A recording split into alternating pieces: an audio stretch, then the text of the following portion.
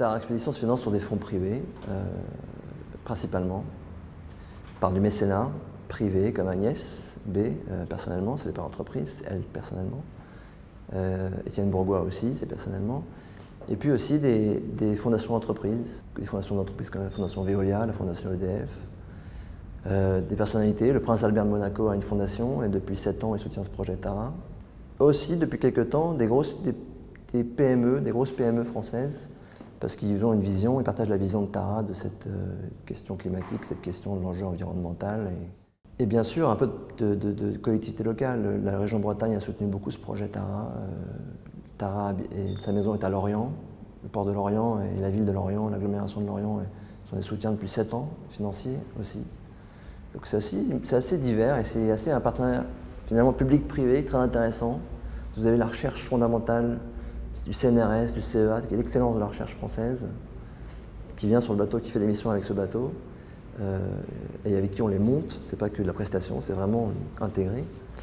Et à côté de ça, des privés, des gens comme vous et moi, qui peuvent contribuer à cet effort, et le plus souvent à côté un peu de ce qui se fait, complémentaire de ce qui se fait dans la recherche globale, internationale.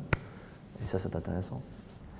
Des premières expéditions de Tara, c'est l'aspect artistique. Salgado et Pierre Huyghe ont fait des pièces majeures sur leur venue à bord et sur leur venus capter, notamment les deux, sont venus capter un peu l'Antarctique, comment c'était et qu'est-ce qu'on pouvait faire prendre conscience avec cette Antarctique au public, à leur public. Et puis en 2006, ce bateau Tara a dérivé à travers la glace de l'océan Arctique au pôle Nord pendant 500 jours. Il a dérivé 4 fois plus vite que les modèles climatiques le prédisaient, quand même assez frappant.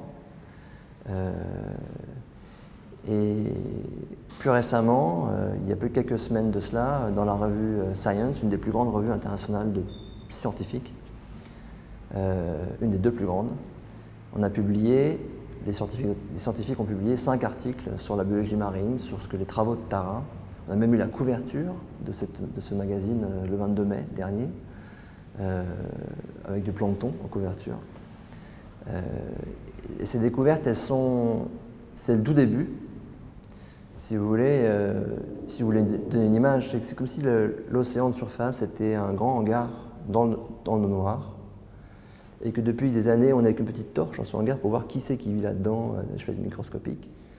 Et d'un seul coup, on a allumé la lumière. Et donc maintenant, on est en train de voir à peu près tout ce qui vit dans l'océan, toute la diversité de l'océan. Sans doute pas tout, parce que sans doute on a encore des choses à découvrir.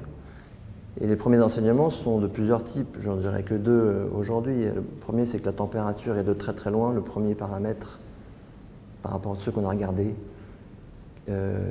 impactant la diversité des bactéries notamment. Et quand on sait que les bactéries sont prises dans tous les systèmes, processus de la planète, même dans notre intestin, on vit grâce aux bactéries. Une autre chose aussi intéressante, c'est que ce n'est pas la loi du plus fort dans l'océan.